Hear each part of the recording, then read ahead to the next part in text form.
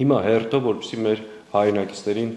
ավելի պարզ եւ հստակ լինի, ինչի մասին է այս փաստաթուղթը, որին կոչում են պայմանագիր կամ համաձայնագիր։ Նախ, մենք դեմ չենք եւ երբեք դեմ չենք եղել հարաբերությունների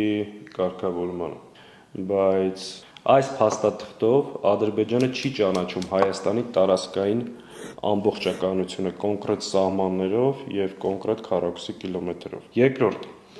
այս փաստաթղթով չի լուծվում Հայաստանի եւ Ադրբեջանի միջև սահմանագծման եւ սահմանազատման հարցը, դա թողում է հետագայում։ Այս փաստաթղթով չի լուծվում ռազմագերիների վերադարձի խնդիրը։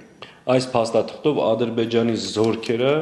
դուրս չեն գալիս Հայաստանի ինքնիշխան տարածքից։ Այս փաստաթղթով Ադրբեջանը պահանջում է, որպեսզի միջազգային այցելներից հետ կանչվեն Ադրբեջանի դեմ Հայաստանի ներկայացրած գանգատները։ Եվ ամենակարևոր հարցը, որ այս փաստաթղթում որևէ կետ եւ նշում չկա Լեռնային Ղարաբաղի հիմնախնդրի մասին։ Հետևաբար Նիկոլ Փաշինյանի